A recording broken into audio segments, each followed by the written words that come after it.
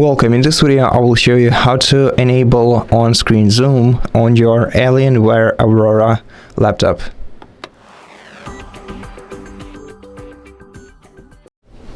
To do this, you have to either press Windows and equals button at the same time, so it's either equals or plus, whatever you call it, and then the magnifier will turn on and you will be able to see the magnifier toolbar on your screen.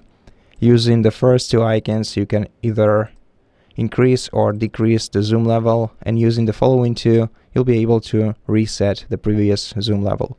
Using the play button, you can read the text from the screen. Play/pause.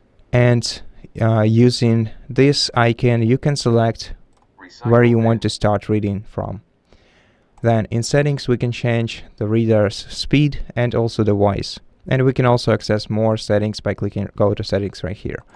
However, let's check the full path from the desktop to the settings to open and customize the magnifier. So let's go to settings, then go to accessibility on the sidebar, and here find and open the magnifier menu.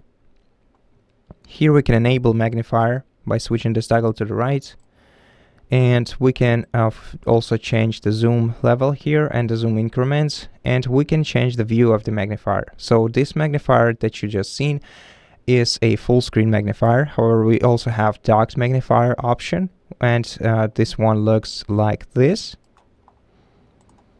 and the lens magnifier, which looks like this, and each of these has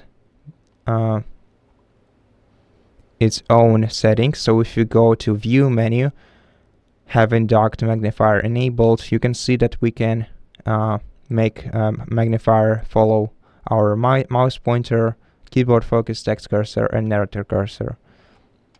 Now for the full screen magnifier, we also have the following options, and we also can choose where to keep the mouse pointer, so it can be either within the edges of the screen or centered on the screen. And in lens magnifier settings, we can change the height and the width of the length of the lens.